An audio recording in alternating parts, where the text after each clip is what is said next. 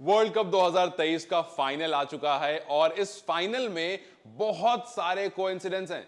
उसको आप कोइंसिडेंस कहिए, इत्तेफाक कहिए, संयोग कहिए, वो आपकी भाषा है, लेकिन आएगा सारा का सारा एक सर्कल में, क्योंकि जो मैं आपको संयोग बताने जा रहा हूं उसके बाद आप भी एक बार को कंफ्यूज हो जाएंगे कि यार इतनी अच्छी स्क्रिप्ट कैसे हो सकती है। और बात वही फिर आएगी कि इतनी अच्छी स्क्रिप्ट तो सिर्फ ऊपर वाला ही लिख सकता है। देखिए, सबसे पहली बात, 1983 में इंडिया वर्ल्ड कप जीतता है, फाइनल में आता है।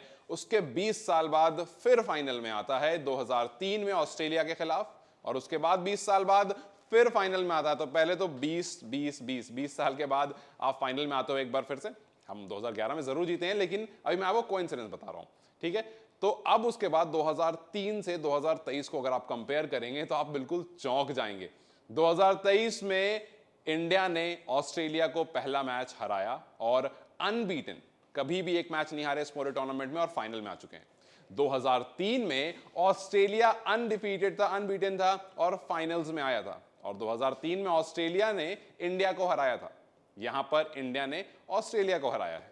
अब उसके बाद उस टाइम पर ऑस्ट्रेलिया एक बहुत डोमिनेट टीम थी, ऑस्ट्रेलिया सबके सामने अपना डोमिनेशन बरकरार रखा था। इस बार कौन है डोमिनेट टीम? इस बार इंडिया कर रही है डोमिनेट। अब आते हैं खिलाड़ियों पर।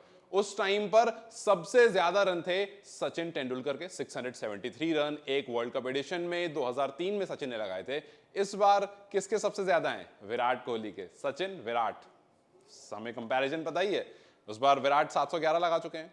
फिर अगर वहीं मैं बात करूं आपको विकेट कीपर की, जिनका नाम था राहुल द्रविड़, जहां राहुल द्रविड़ उस टाइम विकेट कीपिंग कर रहे थे, इस बार विकेट कीपिंग कौन कर रहा है? केएल राहुल। उस बार राहुल द्रविड़ अच्छी बैटिंग कर रहे थे, अच्छे फॉर्म में थे, मिडिल ऑर्डर को संभाल कर चल रहे थे और फाइनल में रन भी उन्होंने करे थे। इस बार केएल राहुल अच्छे मिडिल ऑर्डर में रन बनाकर चल रहे हैं और वाइस कैप्टन भी हैं, और वो भी वाइस कैप्टन थे। हालांकि केएल राहुल इस बार वाइस कैप्टन नहीं थे, लेकिन हार्दिक पांड्या के इंजर्ड होने का वाइस कैप्टन बन जाते हैं।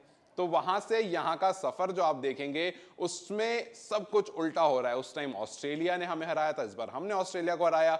उस टाइम पर ऑस्ट्रेलिया अनडिफीटेड चली आ रही थी, इस बार हम अनडिफीटेड चले आ रहे हैं। उस टाइम और अब में फर्क क्या है आपको अब ये बताता हूं।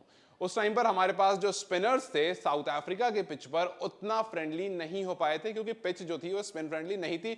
इस बार हमारे जो स्पिनर्स हैं वो काफी विकेट भी ले रहे हैं, टॉप मोस्ट इकोनॉमिकल बॉलर भी रहे हैं जडेजा, कुलदीप, और उसके बाद इनकी विकेट भी काफी अच्छी रही, ऑलराउंडर भी रहे हैं। उसके बाद वहीं बात करूं अगर पेसर्स की, तो उस टाइम पर जहीर खान सबसे ज्यादा विकेट लेने वाले थे इंडिया की तरफ से। इस बार मोहम्मद शमी सबसे ज्यादा विकेट लेने वाले हैं। तो ये भी अपने में एक बात है कि पेसर्स और दोनों तरफ से चल रहे हैं।